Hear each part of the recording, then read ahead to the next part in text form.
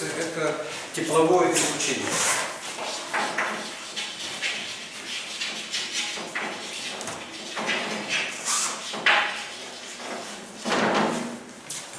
Тепловое излучение – это электромагнитное излучение. Тепловое излучение – это электромагнитное излучение, обусловленное нагревом вещества в твердом состоянии.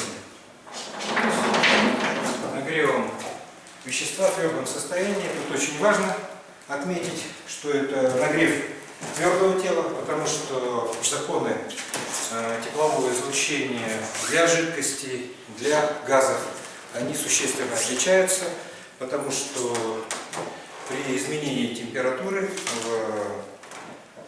в газах, в жидкостях происходит изменение положения молекул вещества, большие потоки создаются, движущиеся вещества, и поэтому даже доходит до турбулентных потоков. Поэтому там законы излучения, тепловое, значит, излучение, они существенно отличаются. Здесь написано, что электромагнитное излучение. Мы можем сказать, что электромагнитное излучение обусловлено, значит, распространением электрического и магнитного полей. Это значит, идет распространение вектора напряженности электрического поля и магнитного поля H. E и H. А природа какова электромагнитного излучения? Когда создается напряженность? Это создается в том случае, если идет движение зарядов. Или это движение свободных зарядов в веществе, которое вызывает, генерирует электромагнитное излучение, либо это движение связанных зарядов, так называемых диполей, как вы знаете из курса электромагнетизма. То есть осциллирующий диполь создает в результате нагрева электромагнитное излучение, которое характеризуется векторами E и H. Вот. И следующее, значит, это электромагнитное излучение. Кроме этого, это излучение равновесное. Равновесное излучение. Равновесное излучение. Что означает равновесное излучение для твердого тела, которое испускает тепловое лучи?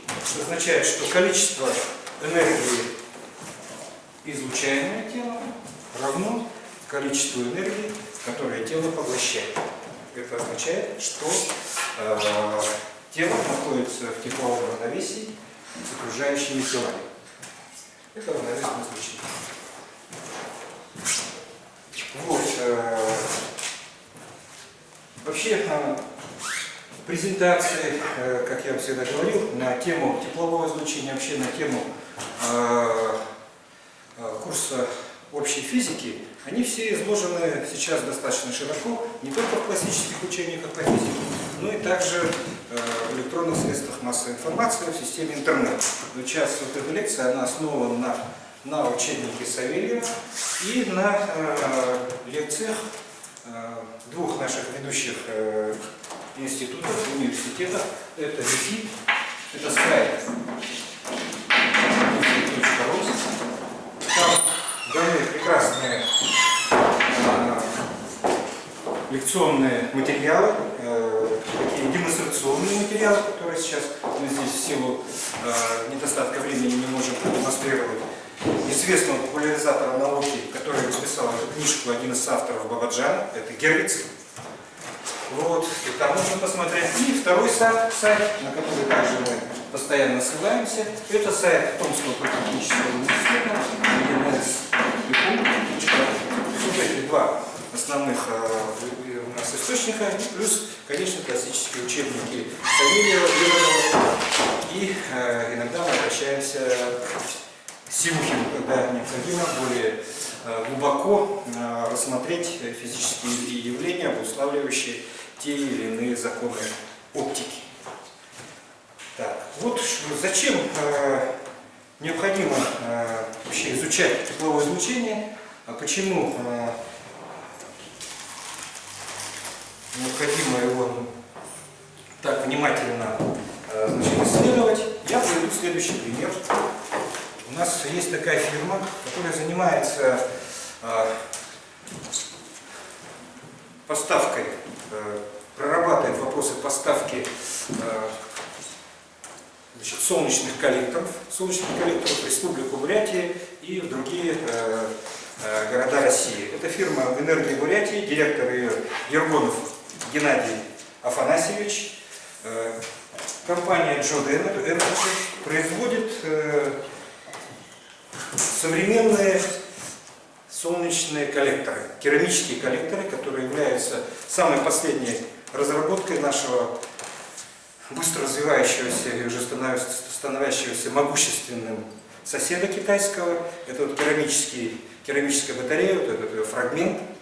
Она на самом деле площадью примерно 1 квадратный метр, устанавливается под углом 45 градусов к Солнцу, на южной стороне, значит. И солнечные лучи, попадая на эту батарею, поглощаются и передают свою энергию в воде, теплоноситель. Вот это на сегодняшний день это самая такая передовая технология. И вот где здесь тепловое излучение, да, вот, где можно применить? А вот Солнце, то есть инфракрасное излучение, а тепловое излучение, оно идет в области инфракрасных лучей, попадает и должно максимально поглотиться. Так вот, чтобы коэффициент поглощения или поглощательная способность была близка к единичке, то есть абсолютно черному телу, необходимо, чтобы вот эта поверхность, она как можно меньше отражала. А из какого материала состоит? Какую поверхность нужно сделать, чтобы удовлетворить этим условиям? И сейчас в Китае изготавливают эти теплицы, которые выдерживают температуру до минус 50 градусов, и там выращивают не только овощи, но и рыбу, и китайцы даже отдыхают, своеобразный такой экологический вид отдыха у них, такие огромные теплицы размером больше 100 квадратных метров, и обогревается только за счет вот этих солнечных коллекторов. И вот наша лаборатория сейчас приступила к физико-технического факультета, лаборатория физики наносистем, к разработке, по крайней мере, керамических этих основы, к изучению поверхности этих солнечных батарей. Чтобы разобраться, может быть, в будущем мы попытаться сделать самим, а может быть даже и лучше. Ну, такое это отступление о необходимости, при практической необходимости изучения вопросов общей физики. Равновесное излучение, я вам сказал, да, это остановился. И это излучение, тепловое излучение, находится в диапазоне длин волн видимого света и плюс инфракрасного излучения. Плюс инфракрасное излучение. Понятно, видимый свет, диапазон видимого света, мы с вами говорили, что 0,4 микрона и 0,8 микрона. Ну а инфракрасное излучение получается, это диапазон уже 0,8 микрон и порядка 1,2 миллиметра.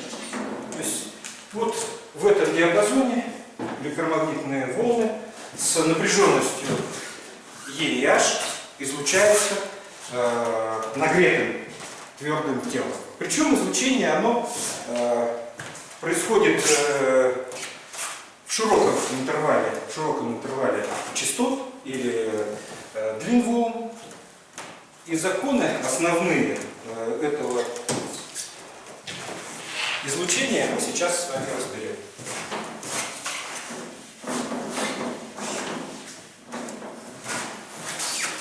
Мы сейчас с вами разберем. Первоначально дадим определение. Это энергетическое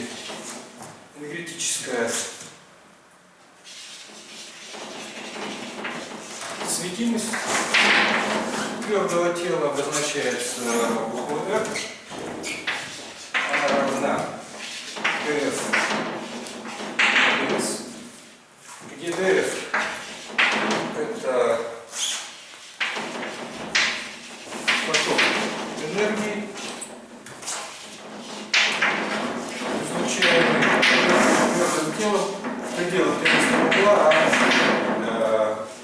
4π, а ds это, значит, ds это площадь, единичная площадь единичная поверхности.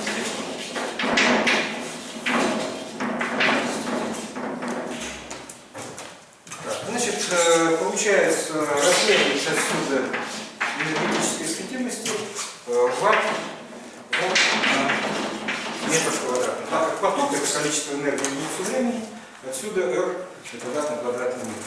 Первая формула. Дальше введем такую величину, как dr на t, то есть это количество поток энергии, спускаемый в интервале частот от μ до μ плюс от μ до μ плюс до μ, то есть в узком диапазоне частот. Вот такой поток энергии идет ватт на метр квадратный.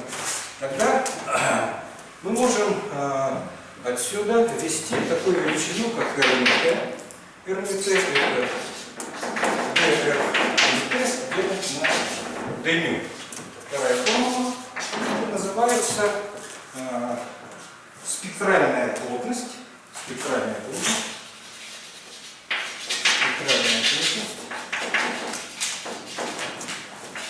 Энергетической светимости. Или это тождественно излучательной способности твердого тела. РНТ. То есть это количество, то есть это поток энергии, испускаемый твердым телом в единичном диапазоне частот. Так, теперь мы можем отсюда выразить из выражения для РНТ общую энергию, общий поток энергии в интервале частот от 0 до бесконечности, мы интегрируем РНТ по ДН. У нас третья формула, которая позволяет вычислить поток энергии тела, испускаемый нагретым твердым телом. Почему РНТ? Потому что значит, это спектральная плотность энергетической светимости, оно зависит, эта величина, от частоты и от температуры. И, естественно, с изменением температуры и частоты меняется вот этот вид, значит, вот эта величина сама РНТ.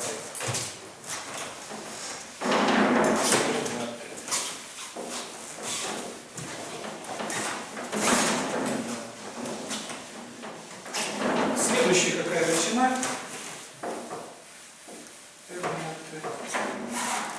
Ну и понятно, что размерность РНТ это будет джоуль на метр квадратный. Мы разделим на частоту, секунда секунды в ватте сократится, и будет джоуль на метр квадратный. Джоуль на метр квадратный. Вот. И дальше поглощательная способность твердого тела. Поглощательная способность твердого тела. Поглощательная способность твердого тела. Но вот это уже безразмерная величина. Безразмерная величина. Безразмерная величина. Безразмерная величина. Она изменяется от единички до нуля. Так, вот проведем такой мысленный эксперимент.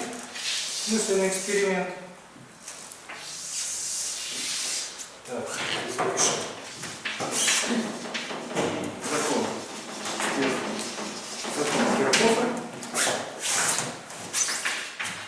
В вакууме адиабатический биологически значит, изолированный сосуд. Находится 3 тела при разных температурах Т1, Т2, Т3. И при стремлении из эксперимента следует, что при стремлении к цели бесконечности температуры тел выравниваются. В результате теплового обмена в вакууме между тремя этими телами происходит тепловой обмен, и, соответственно, так как температура становится постоянной, нужно сделать вывод о том, что отношение излучательной способности тела к поглощательной способности тела, оно для каждого из тел остается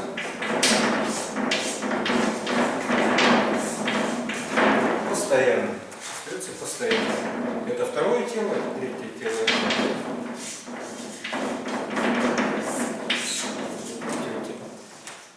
Вот. И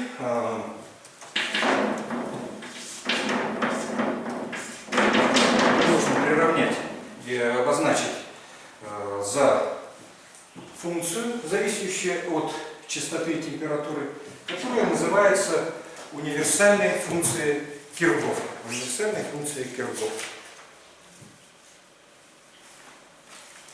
Универсальная функция Киркгофа.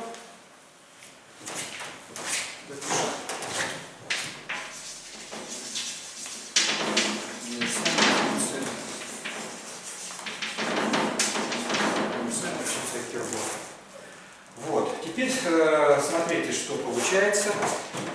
Если мы ведем такую идеальную модель для твердого тела, которое называется абсолютно черным телом, А4, абсолютно черное тело. Для этого абсолютно черного тела,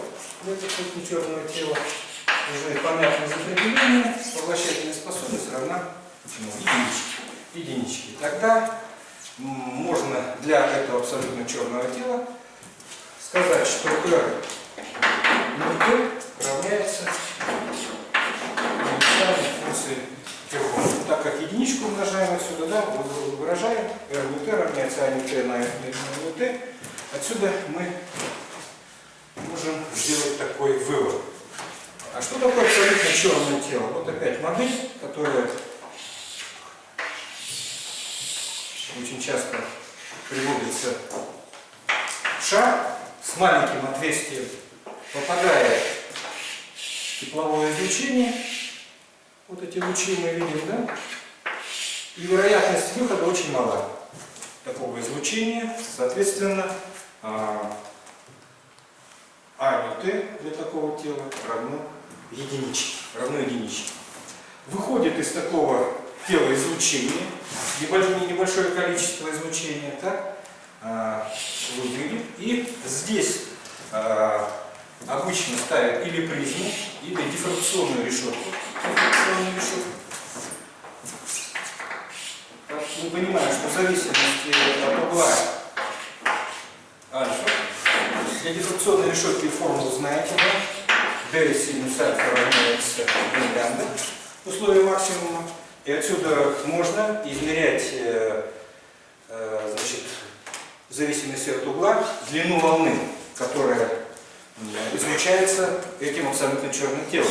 Измеряя длину волны, можно, понятно, построить эту функцию, универсальную функцию Киркгофа для абсолютно черного тела. Так. И смотрите, что получается, если... А как измерить? Так, длина волны здесь измеряется. Все, здесь можно измерять. И при разных температурах. Т при одной температуре измерили, при второй, при третьей и так далее. И в итоге можно записать для универсальной функции то же самое. Для абсолютно черного тела R получается, вот, в зависимости от частоты, такое распределение.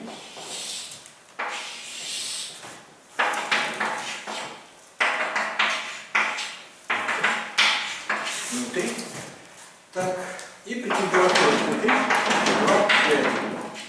Вот так выглядит функция Киргофа или излучательная способность для разных температур. Причем понятно, что Т3 больше, чем Т2 и больше, чем Т1. Ну и частоты максимум также сдвигаются с увеличением температуры. Вот измеряя таким образом спектр абсолютно черного тела, получает такую зависимость. Ясно, что интеграл под этой кривой, под интегральной кривой, площадь под интегральной кривой равна энергетической свистимости данного тела в интервале частот от 0 до бесконечности. Вот. Теперь как выглядит? Есть такое понятие, как серое тело. Для серого тела АМТ меньше единички, но, естественно, и не зависит для серого тела, не зависит от частоты. Вот если мы возьмем здесь здесь зависимость от и здесь частотную характеристику поставим, то понятно, что это АЧТ. Здесь сколько будет в АЧТ по поглощательной способности? Единички, правильно. Для серого тела это постоянная величина. Понятно, что она не зависит от частоты, потому что это идеализированная модель. А для какой-то реальной, здесь, конечно, главные, первые и вторые производные, конечно, они должны быть сшиваться в этом месте. Вот это уже серое тело, а это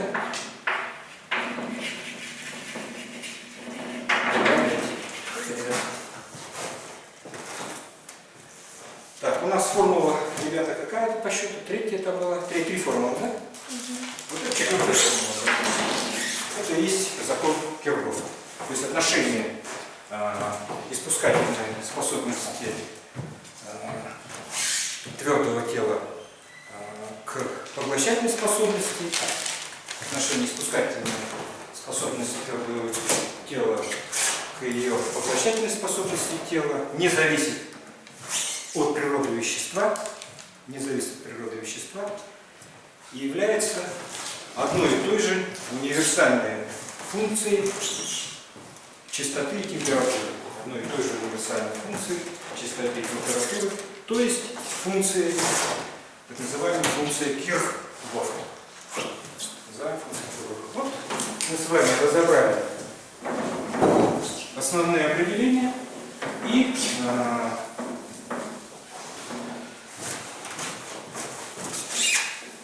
закон Киргофа, который в принципе является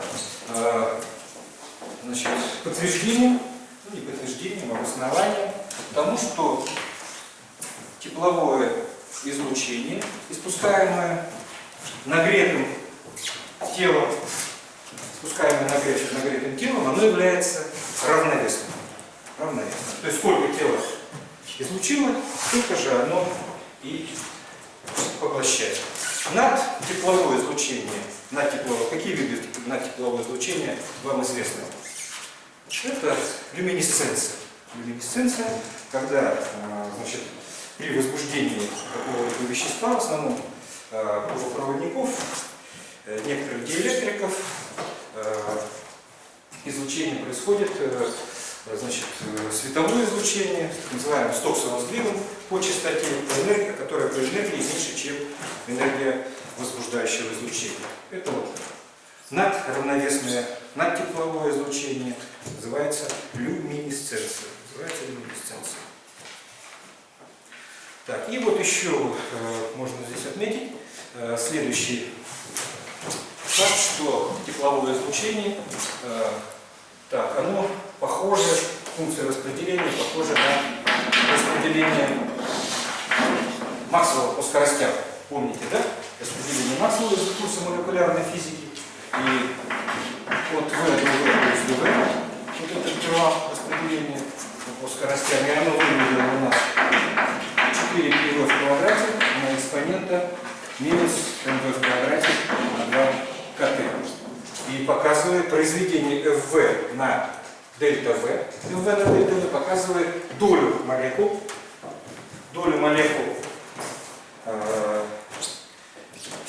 газа, которые обладают скоростями от V до V плюс dV.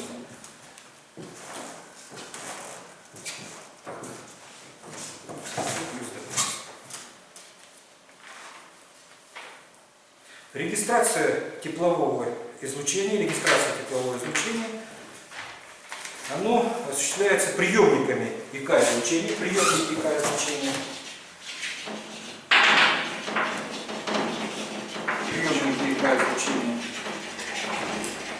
приемники инфракрасного излучения. Это первое баллометры,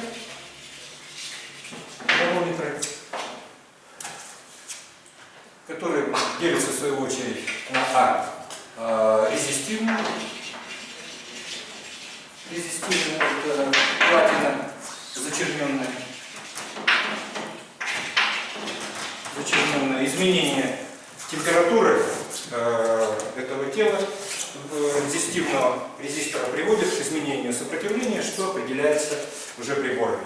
И поэтому можно судить о том, какая энергия попадает на данный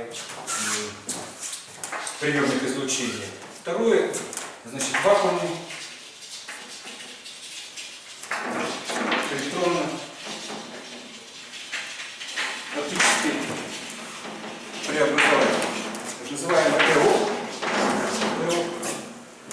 электронно-оптический преобразователь, и, значит, представляет из себя вакуумную трубку с катодом и динодами, которые при попадании квантов света на динод выбивают электроны, которые дальше уже под действием ускоренного напряжения выбивают все больше и большее количество от большого количества динодов и создают сигнал электрический, который будет пропорционален интенсивности теплового излучения.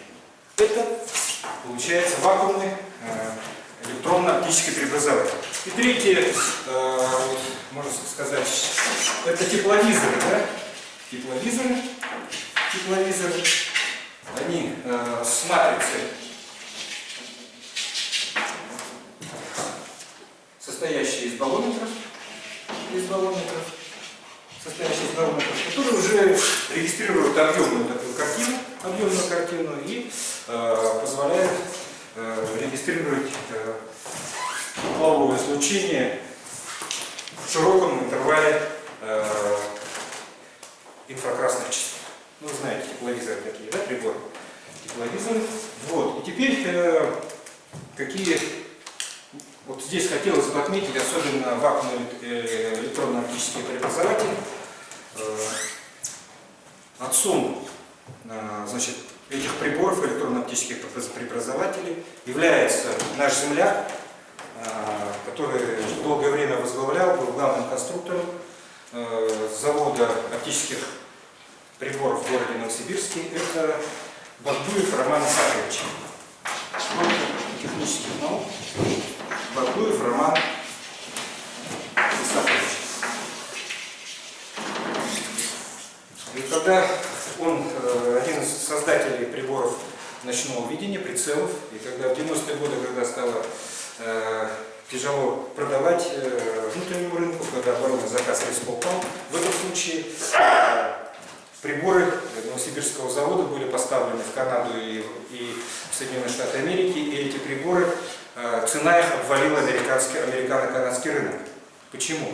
Потому что цена очень была низкой, и тогда производители приборов ночного видения Соединенных Штатов подали в суд иск, была экспертиза патентная, и оказалось, что приборы ночного видения, которые изготовлены на основе вакуумных электронно-оптических преобразовательных приборов, принципиально отличаются от приборов ночного видения Соединенных Штатов Америки. Ну, для примера, там $2000 стоил прибор ночного видения, а отечественные, получается, российские приборы стоили $1000. Ну, конечно, рынок обвалили, не зная законов рынка тогда еще. Вот. И нам посчастливилось Бардаханову Сергею Прокопьевичу, профессору из Новосибирска, и нашей лаборатории здесь посчастливилось с ним общаться, и, к сожалению, сейчас уже его нет с нами.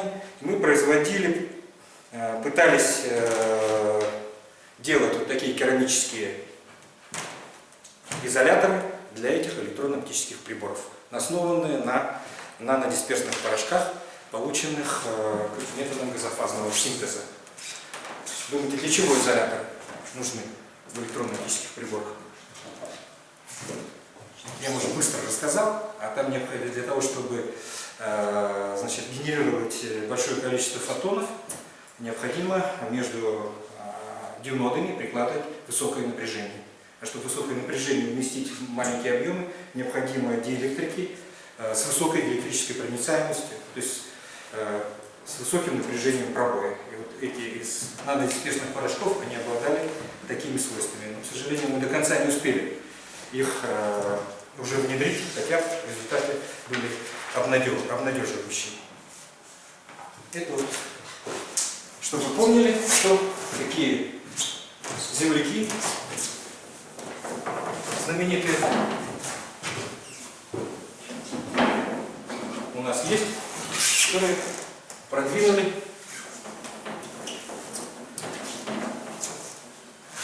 приборы ночного видения так далеко и высоко. Следующий запишем закон, который описывает волновое излучение. Это закон смещения Вина. Закон смещения Вина. В 1893 году немецкий ученый Вильгельм Вин. Вильгельм Вин в 1893 году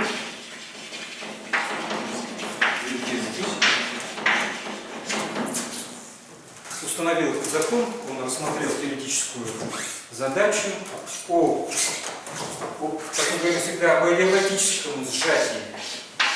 Об адиабатическом сжатии излучающего вещества. Адиабатические здесь термины и изменение энергии, увеличение энергии излучения этого значит, сжимаемого твердого вещества, оно обусловлено, первое, это работой создаваемого поршнем над веществом, и второе обусловлено изменением давления, изменением объема этого вещества. Кроме того, учел Вильгельм Вин при выводе этого закона факт, что при движении поршня излучение взаимодействия с этим поршнем изменяется частота, так называемый эффект Доплера. Эффект Доплера, который мы с вами изучали, изменение частоты, регистрируемое приемником при взаимном движении приемника и излучения. И в итоге Вильгельм Вин записал следующую зависимость для излучательной способности. Это C1 константа на m в квадрате и на экспонента минус минус C2 на ню. Так, C2 на ню. Секундочку, C2 разделить экспонента минус C2 ню разделить на T. C2 ню в кубе, C2 ню разделить на T. C2 ню разделить на T. Это у нас формула какая, ребята? Пятая формула для Вина. Причем C1 и C2 Вин не определил в своей работе, исходя из этих теоретических предпосылок. А сама зависимость, которая от него, она выглядела следующим образом. Мы видим экспериментальную зависимость. А вот идет несовпадение, это Вин. Вин, а это эксперимент.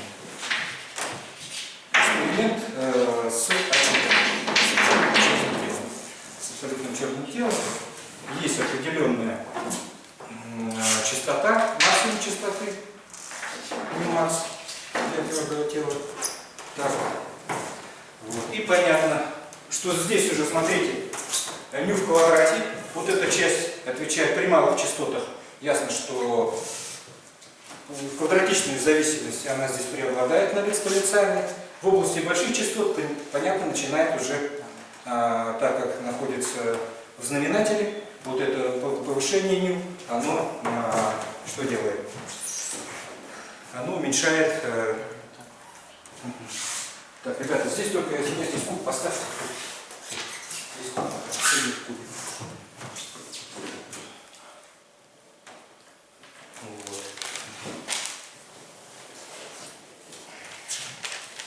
Теперь, чтобы определить закон смещения вина, определить максимум излучательной способности, нужно что сделать? dr взять глубину и приравнять ее к нулю. Тогда мы найдем максимальное значение r от t. Так. Получается, значит, c1 3 μ в квадрате. Так, минус c2 на t, c2 на t и на... так, стоп. Здесь не так, конечно. Здесь понятно, что c2 это сложная функция. Экспонента минус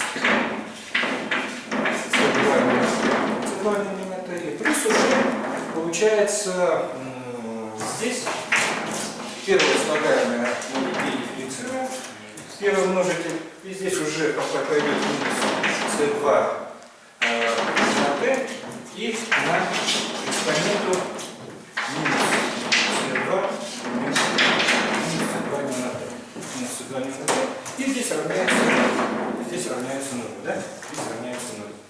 Отсюда мы можем... Так, правильно, ребят? Это производная сложной функции по частоте. То есть мы берем сначала производную от 3 от μ в кубе, это 3 μ в квадрате, умножаем на второй множитель, прибавить, значит, уже c1 в кубе и на производную экспонента, да? c2t на экспонент c2 t. Так, отсюда мы можем сделать вывод, что μ максимальное.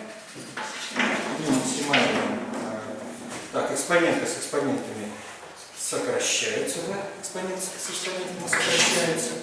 Здесь знак меняется. c1 можно сократить. Да, c1 у нас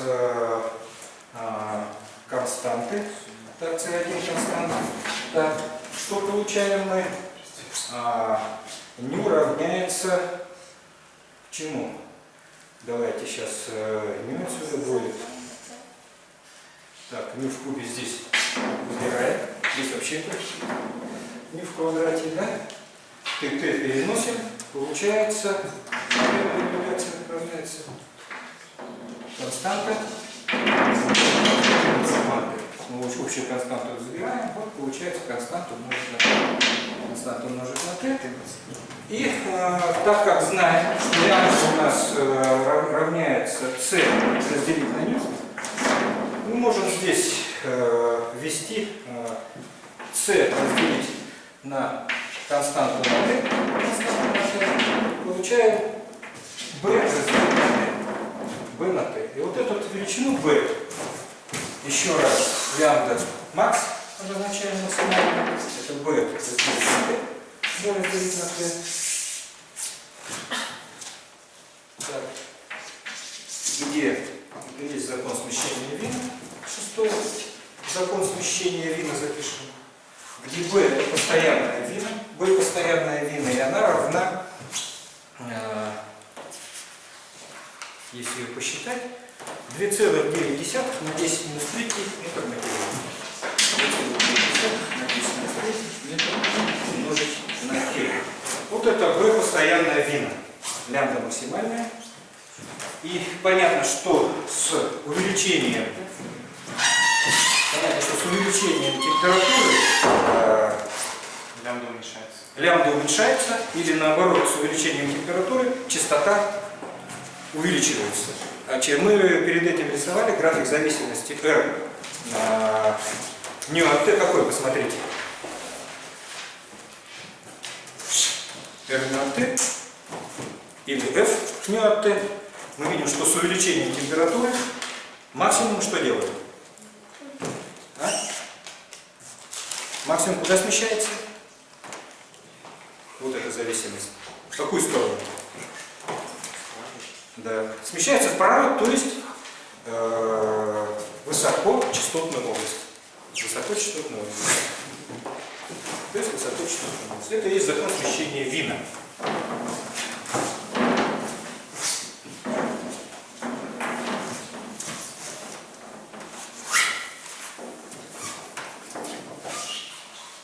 Это и есть закон смещения Вина.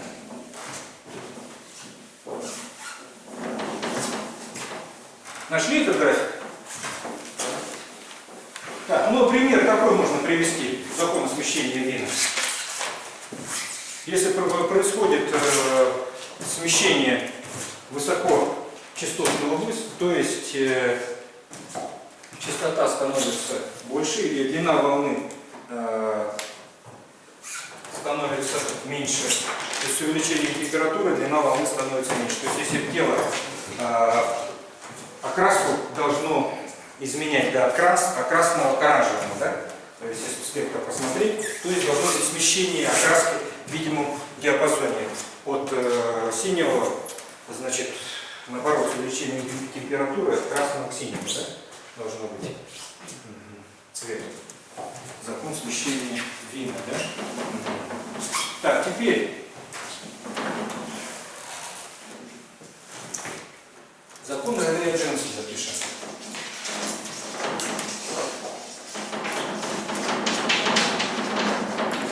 Закон Реле-Джонса. Реле в 1900 году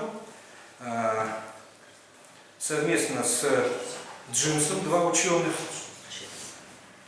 воспользовался, запишем, классическим законом равномерного распределения энергии по степеням свободы. Воспользовался законом классическим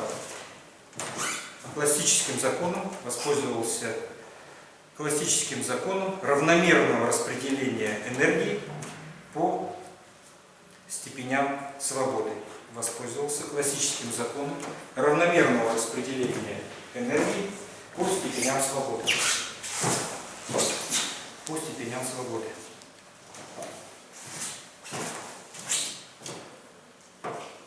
Согласно этому закону, средняя энергия осциллятора равняется КТ, тепловой энергии. Половина потенциальной, половина кинетической энергии, средняя энергия. Так,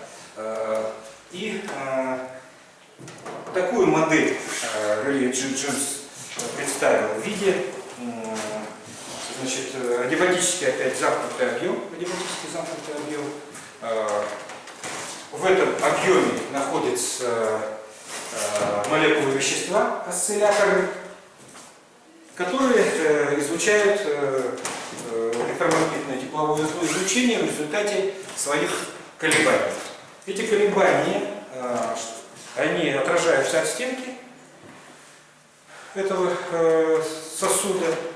Как мы с вами проходили, в результате этого происходит наложение двух волн, движущихся навстречу друг другу, и создаются что? Когда две бегущие волны навстречу друг другу. Стоячие волны. И, значит, энергию этих стоячих волн определяют с помощью энергии средней генеральной качества.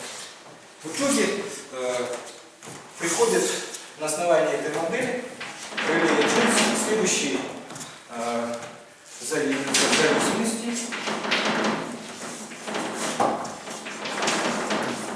зависимости, значит, спектральной плотности или излучательной способности тела. Так, сейчас, значит, минус ню, минус h ню разделить. Так, Стоп, ребята. 2 π ню, а мы же сказали, что экспонента, сейчас здесь, извиняюсь, тут ошибочка. Вот, на среднюю энергию, если мы умножаем, на среднюю энергию умножаем, на среднюю энергию, и тогда здесь будет 2 квадратик. Вот это у нас уже будет 7-я формула. Можно спросить, откуда c квадрат взялось? c в квадрате, так, здесь, да, 2 π ню на c в квадрате. 2 π ню на c в квадрате. Вот. Если мы эту зависимость R от ню представим графически, то получается вот эта экспериментальная зависимость, а тут идет пропорционально ню в квадрате. Один определяется, это по реле. Это реле Джинс.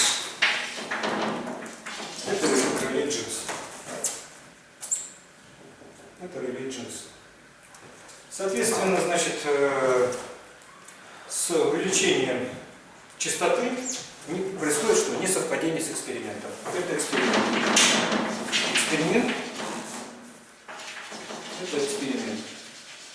Происходит несовпадение. Вот это несовпадение получило название ультрафиолетовой катастрофы.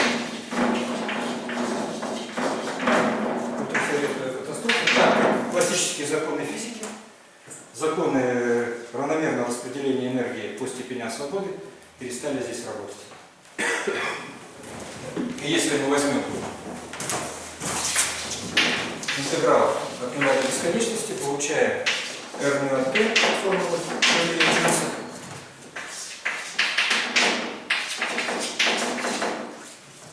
На КТ, то здесь от нуля до бесконечности понятно, что этот интеграл ню в кубе, да, на константу будет стремиться интеграл к бесконечности. Интеграл бесконечности, что, конечно, не может быть. Ну, ясно, что есть квадратичная зависимость, в итоге мы получаем бесконечность. Классические законы физики не смогли объяснить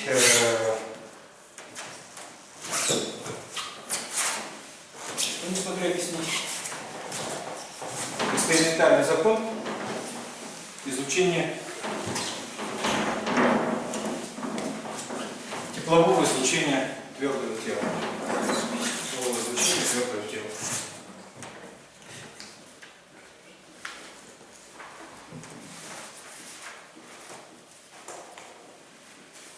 Так. И что в 1900 году, знаете, как давно было, в 1900 году Макс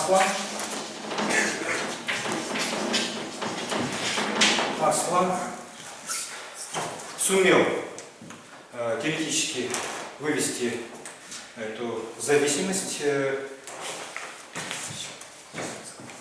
излучательной способности твердого тела от температуры, введя понятие квантования энергии.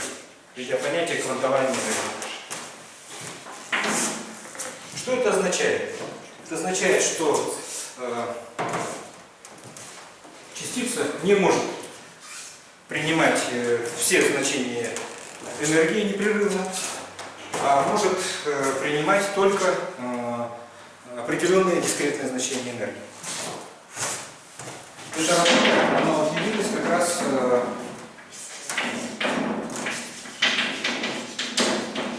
работа явилась началом или зарождением квантовой физики.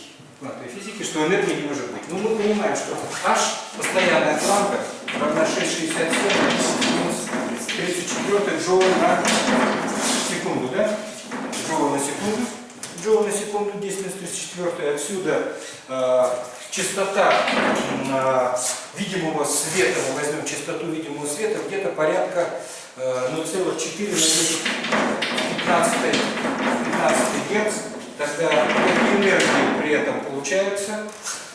10 порядка, значит 10 минус 34 на 10 15 это 10 в минус 19. 10 в минус 19 джоулей. К примеру, возьмем энергию футбольного мяча, энергию мяча кинетическую, в квадрате пополам. То есть 1 килограмм, пускай со скоростью 1 метр на секунду делим на 2, это получается 0,5 джоуля, да? 0,5 джоуля. Понятно, отличие чем более чем 18 порядков. Так, 18 порядков. Это говорит о том, о чем? 18 порядков, что мяч-то может принимать любые значения энергии. Скорость изменили 1,1, увеличилась до 0,6, да? И так далее. То есть увеличение скорости непрерывное, оно приводит к увеличению непрерывному энергии мяча. А вот уже когда переходим к энергиям, которые на 18 порядков меньше, чем энергия вот этого футбольного мяча, тогда там получается, что энергия может принимать только какие? Дискретные значения. Представляем 1 H-, 2 H и 3 H-. И вот опять же, вот Макс Планк, видя эту работу, проявляя Джинса, чисто, даже можно сказать, таким подгоночным способом ввел в функцию распределения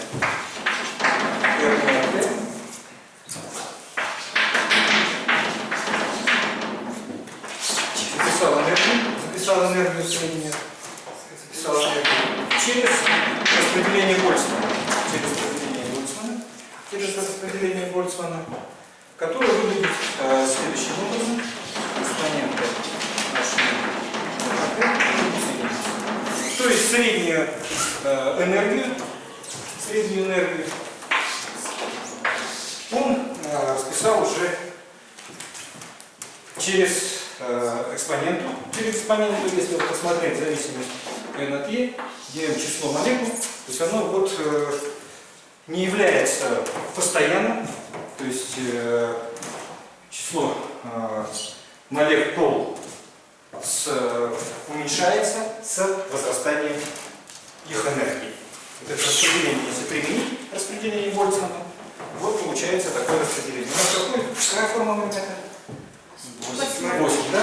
Вот это и есть распределение для излучательной способности Макса Планка. Так. И вот теперь посмотрим, каким образом это распределение, оно у нас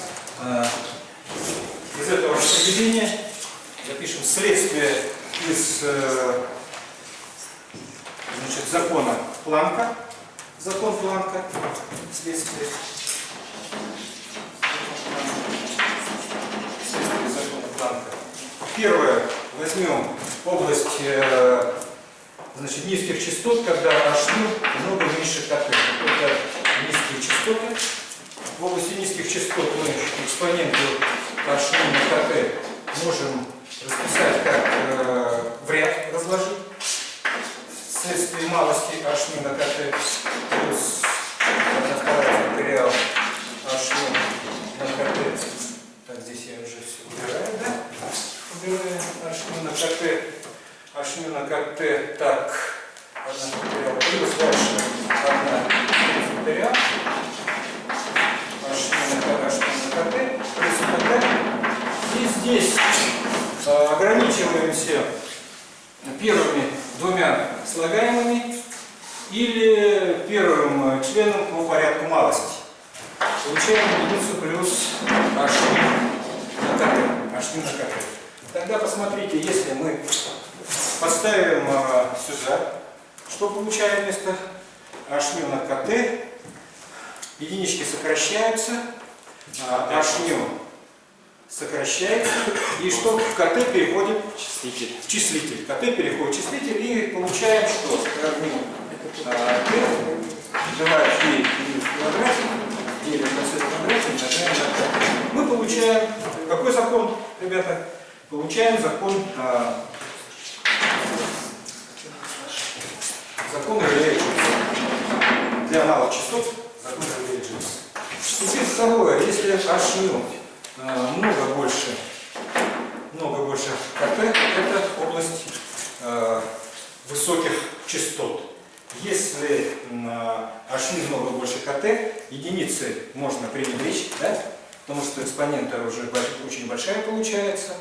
И можно здесь тогда я от T записать следующим образом для комбинации в квадрате.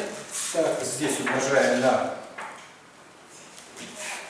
H, и здесь умножаем на экспонент минус H разделить на КТ. Минус H разделить на КТ. Так. Ну и переобозначив за константу, мы получаем C ню на экспоненту минус C2 на минус C2 ню. Какой закон получили, ребята, здесь? Посмотрите, какой закон получили? Закон вина. Закон вина.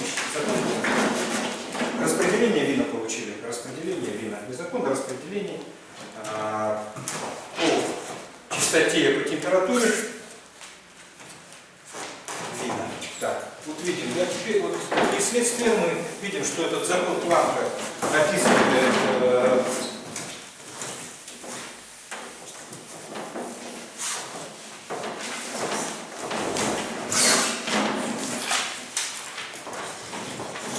способность излучательных поглощательных способностей твердого тела. Так. И теперь закон Стефана Больцмана. Так.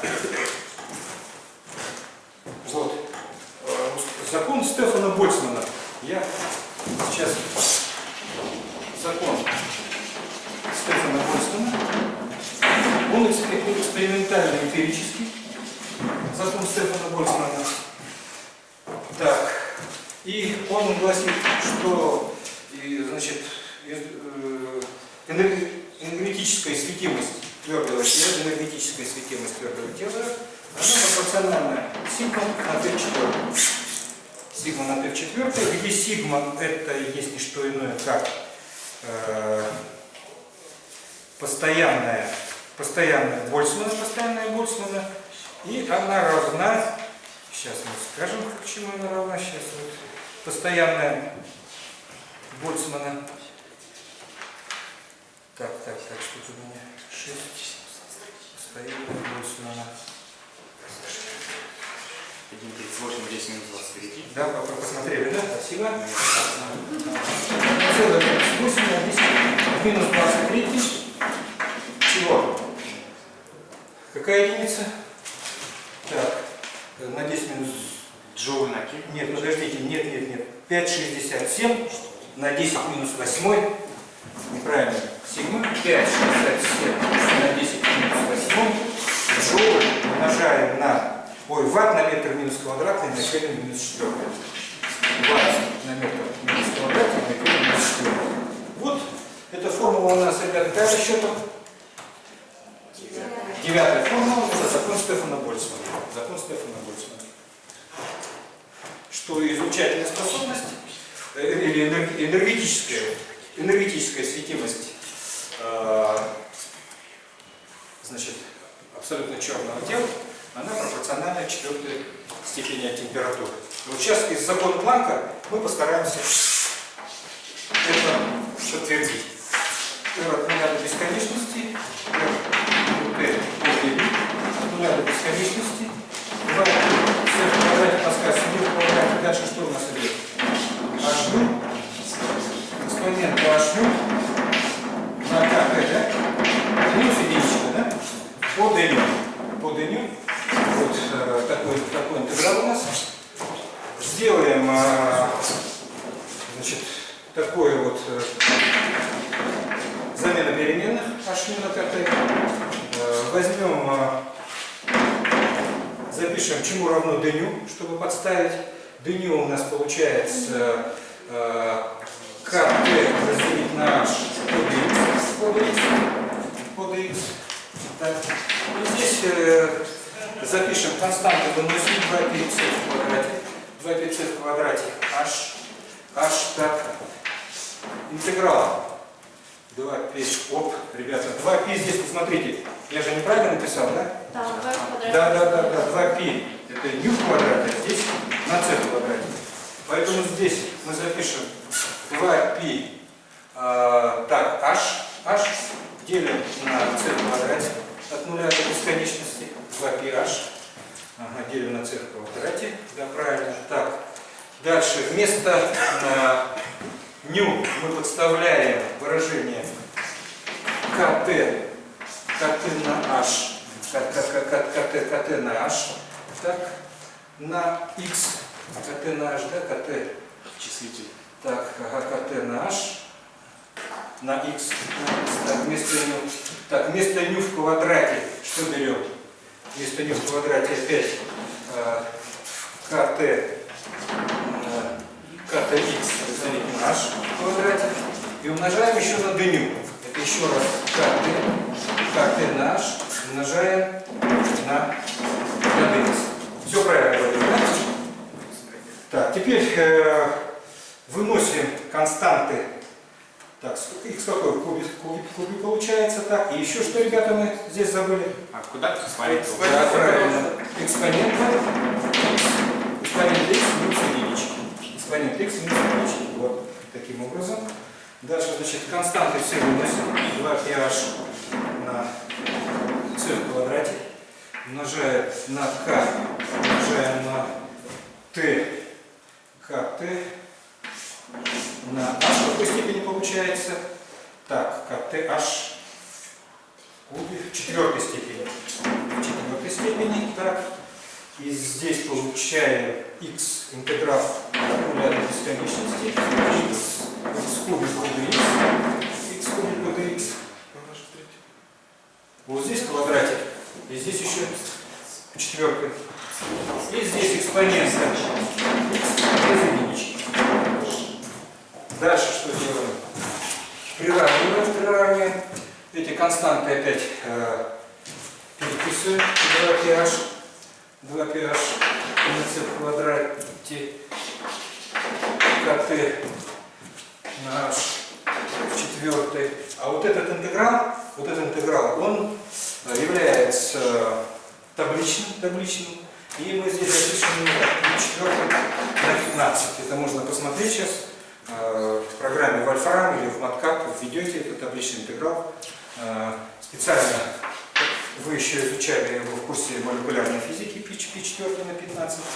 Вот. Дальше здесь введем такую величину, как h чертой, h чертой, постоянную планку. Так, и здесь теперь давайте проведем преобразование, которое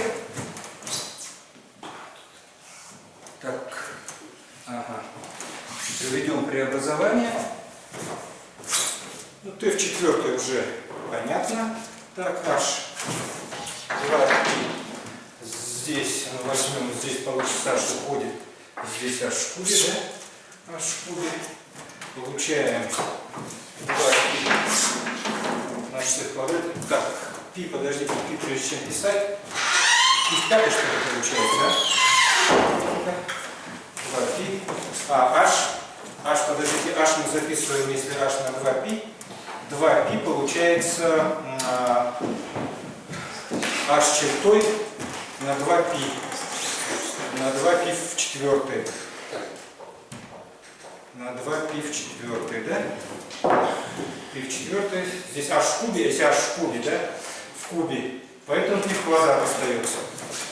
Π в квадрате. 2π в квадрат на c в квадрате. K в четвертой. K в четвертой. Так, здесь 15. 15. И здесь 2. Вот это 2 в кубе. 2 в кубе будет 8, да? Так, 8 на 34. Проверьте, так? 8. В итоге здесь у меня, если такое получается, вот здесь вот на 2 60, мы включаем π в квадрате 44, делить на 60, в квадрате 44. Если вот это посчитать, константы π в квадрате, k в четвертой, c в квадрате, k постоянно Больцмана, c скорость света, то тогда получим, что она будет равна сигма, которую мы сейчас записали для закона Стефана Больцмана. Сигма на t в четвертой. А это есть не что иное, как следствие закона Стефана Больцмана. То есть мы увидели, что интеграл от излучательной способности по всем частотам, он привел к выражению для закона Стефана Больцмана. Закона Стефана Больцмана.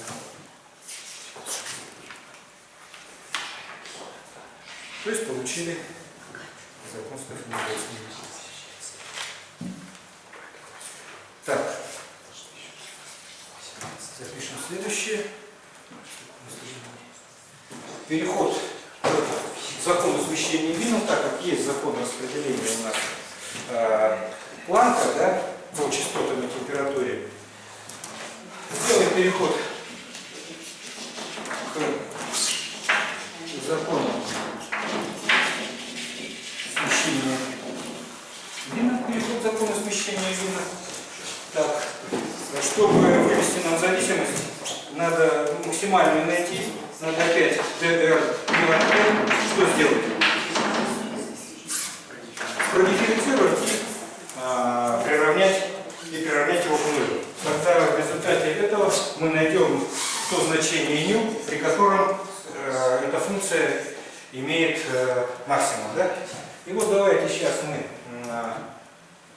производную возьмем. При этом, правда, сделаем такую опять замену переменных x равно h ню на kt, h ню на kt. Тогда мы получим следующее. Да? У нас формула получается, надо еще раз перепишу, 2π делить на c в квадрате, 3 в квадрате, потому что я здесь его стер и не вижу я ее экспонента h на kt без единички. Теперь если мы производную возьмем и приравняем к нулю, при этом сделаем такую замену переменных, так, когда у нас не r получится, а x на x от t, да? 2π на c в квадрате на замене, u в квадрате у нас x на kt на h, x на kt, x умножить на kt, да, x умножить на kt разделить на h в квадрате, так, и умножаем на h, частота опять у нас заменяем x на kt разделить на h, да? Так, и еще все это делим на что? Экспонент. Да, на экспоненту x без единички, на экспонент x без единички, да? Ага. Вот такое. Теперь, если взять от этого производную, понятно, что это производная от частного, а от частного какой производной? У штрих v, штрих u, в квадрате. Делить на v в квадрате. И здесь то же самое, значит, производная drxt drxt по dt. Мы возьмем следующим образом. С доминантом, понятно, запишем, что у нас экспонент x в квадрате. Теперь производная у нас будет какая? Здесь x kt наш. 3x в квадрате, и оно будет умножаться. Да, правильно. 2x в квадрате, 3x в квадрате, 3x в квадрате. Так, и kt в какой степени? Третьей степени, да? kt наш третьей степени. kt наш третьей степени. Это мы должны приравнять к чему? Приравнять к нулю. Приравнять к нулю. Понятно, что константы у нас... стоп, Мы же забыли экспоненты еще. Да, подождите, мы забыли еще экспоненты, правильно. V' теперь мы берем это экспоненты на x и умножаем просто на u. Это будет у нас что? На ось умножим мы u на v. Ага. 2π c в квадрате. Так. Ага. Можно спросить? Тогда? А мы производную почему берем? По x же? Да, производную по x, конечно. Конечно, по x. Конечно, по x. Конечно, по x. X в квадрате. Так, теперь у нас v у нас в квадрате возьмем. U это у нас штрих. U штрих, да? Ага. На v. Так, здесь, извините, да? Здесь умножаем экспонент без единички, да? Минус v. Так, минус v штрих. А v штрих это экспонент x. Экспонент x. Умножаем на что? На обе. А u у нас это есть не что иное, как числитель, да? Это 2 на c в квадрате. На c в квадрате. X на t на h в квадрате. X на t на h в квадрате. Это равняется. Здесь сейчас все правильно. Так? Так, теперь смотрим степени здесь x в квадрате. Так, у нас получается в итоге уравнение, мы переходим x на степень x минус 3 есть x минус единичка, потому что числитель, знаменатель не может быть равен нулю, отбрасывать. Константы не могут быть равны нулю. Экспоненты, значит, здесь сокращаются. И в итоге получаем трансцендентное уравнение. Решение которого мы получаем от равно 4,95. Трансцендентное уравнение запишем 4,96, 511. Есть 96, 511. 96, 511. Трансцендентное уравнение. И тогда мы сделаем следующее преобразование. Применим следующее преобразование.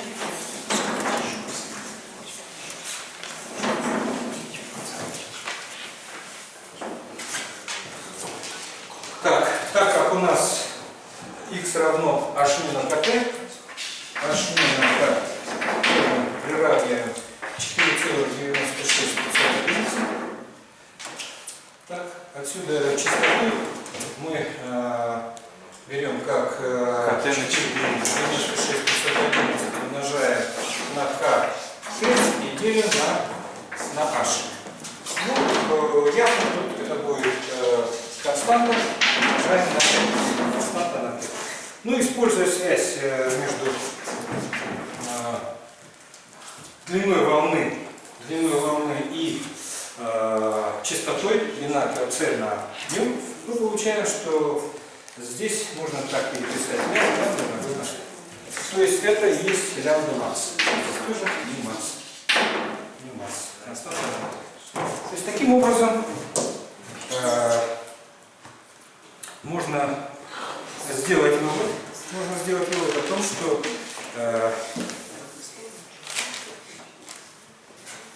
формула действительно Планка, она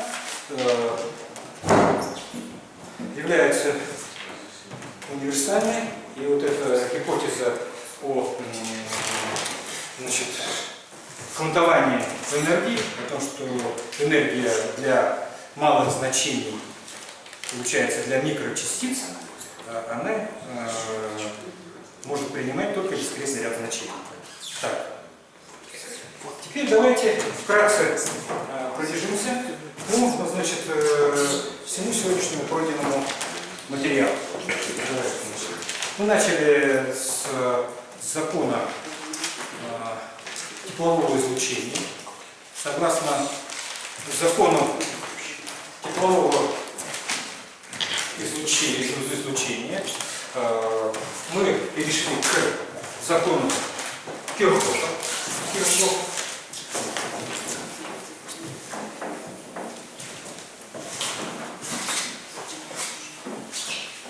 Согласно закону Кирхофа, отношение излучательной способности тела к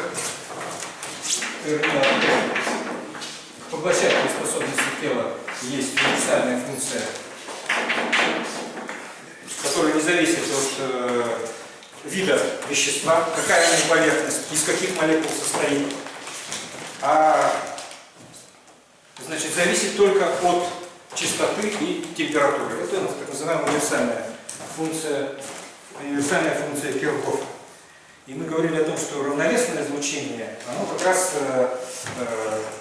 характеризует именно тепловое излучение, потому что все остальные виды излучения, например, люминесценция, они значит, протекают при дополнительном вводе энергии, допустим, за счет энергии возбуждения полупроводника светом ультрафиолетовой лампы или лазерного излучения. То есть это уже неравновесное излучение. Во-вторых, мы говорили о том, что это электромагнитное излучение. А если электромагнитное излучение, тогда это излучение какое? Ребята, электромагнитное излучение. Это излучение, обусловленное чем? Нагрев частотного состояния. Да, нагрев вещества, оно обусловлено движением заряда. Именно вот эта фундаментальная характеристика значит, теплового излучения, что оно обусловлено движением электрических зарядов, что обычно упускается в вот этих лекциях по тепловому излучению. То есть это или диполь осциллирующий, то есть изменяющий расстояние между заряженными частицами, плюс-минус. И вот это расстояние, которое мы называем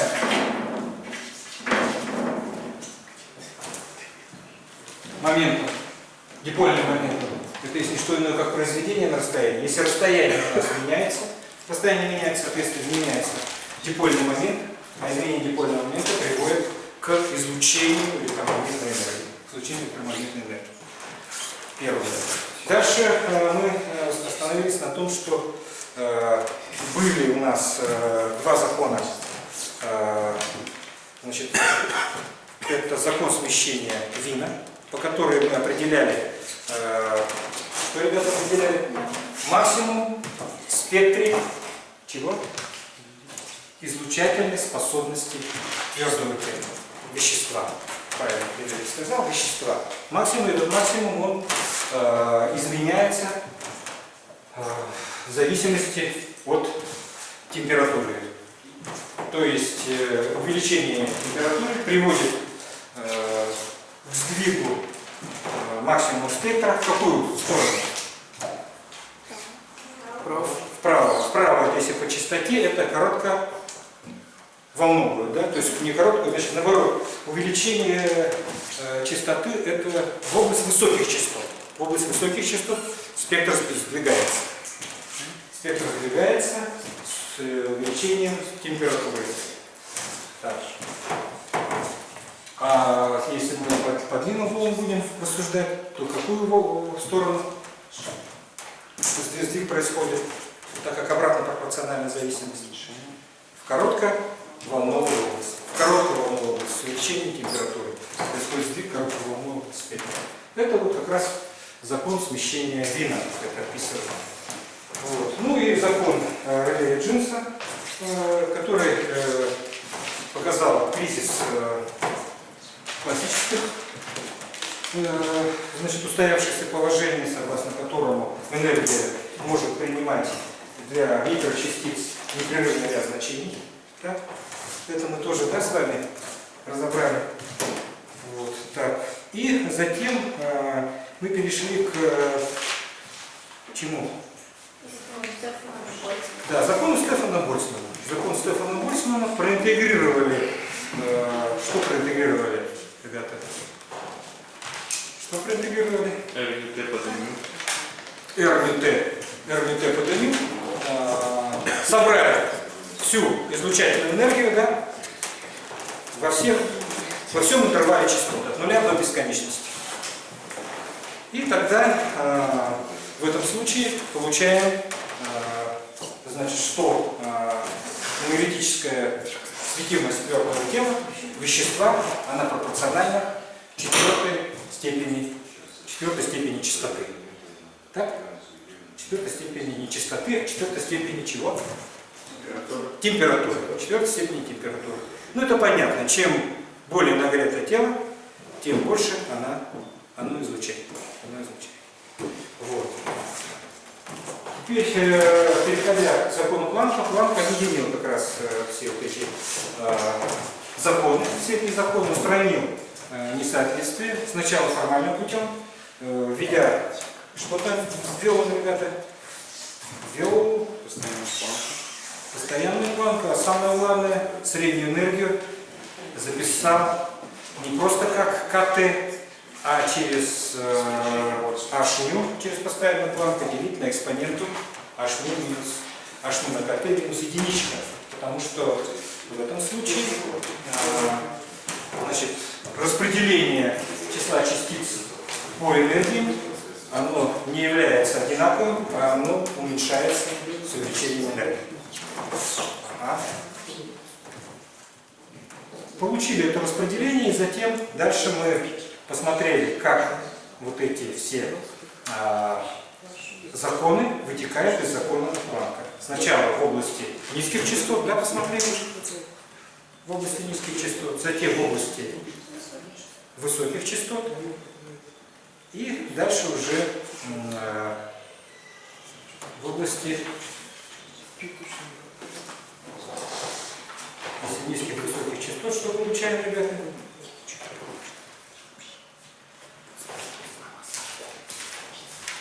В области низких частот что получаем? Закон Реле Джинса. В области высоких частот какой закон получаем?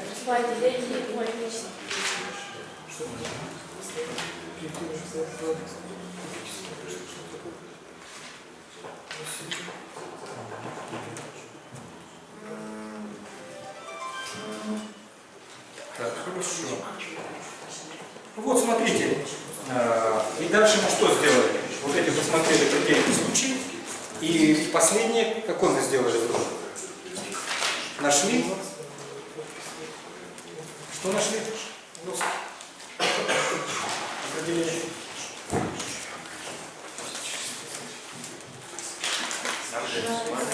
Лямбда максимальная, то есть закон смещения Вильгина. Но перед этим мы что до него определили? Соответствие закону какому? Стефану Больцмана, да? Стефану Больцмана, что интеграл равен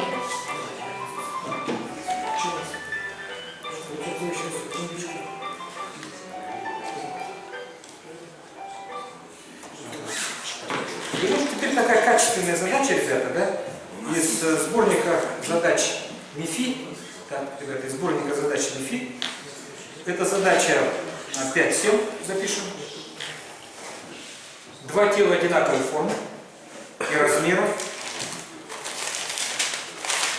нагреты до начальной температуры Т0, два тела одинаковой формы и размеров, нагреты до начальной температуры Т0, изолированы друг от друга и помещены в вакуум.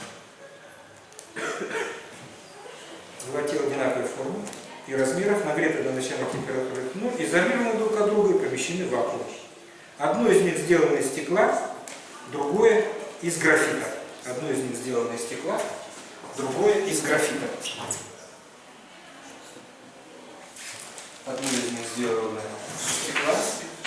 Это задача из сборника задач Бабаджана, Московский инженерно-физический институт, который мы с вами пользуемся постоянно, он является у нас базовым учебником. Да. И представлены эти зависимости для стекла и графита. От времени.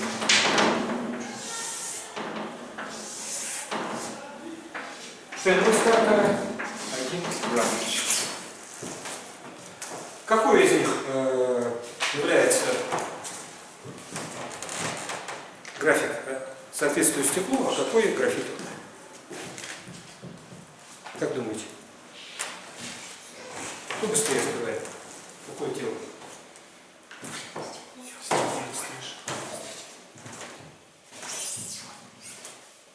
А?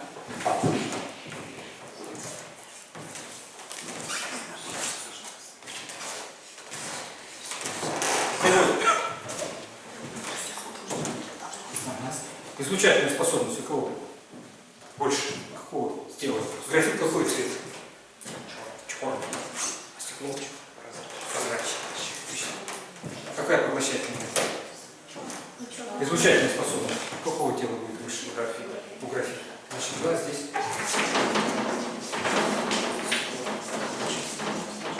Вот еще один эксперимент мысленный. Когда вначале мы с вами закон Кирхофа выводили, мы с вами помещали три тела в адиабатически изолированный сосуд в вакууме, и значит, наблюдали в эксперименте мысленном при Т стремительной бесконечности, как будет изменяться температура тела с течением времени. Мы сказали, что там они были температуры разные, но с течением времени в результате процессов излучения и поглощения все придут в равновесное состояние, это так, равновесное состояние, но будут иметь одинаковую температуру. Но все-таки одинаковую температуру. В каком-то из частных идеализированных случаев возможна ситуация, когда температуры не будут отличаться друг от друга. В каком это случае? Как вы думаете? Когда температуры уже не будут одинаковые. Хотя в учебниках пишется все одинаково. Да, бесконечность. Мы с вами часто говорили о том, что не всегда общие, как говорится, представления, они описывают все частные случаи. В каком? Как вы думаете? Состава вещества будет зависеть? Нет, зависит от степени А и Т. Чему равна знаменатель А и Т? То есть чему равна поглощательная способность?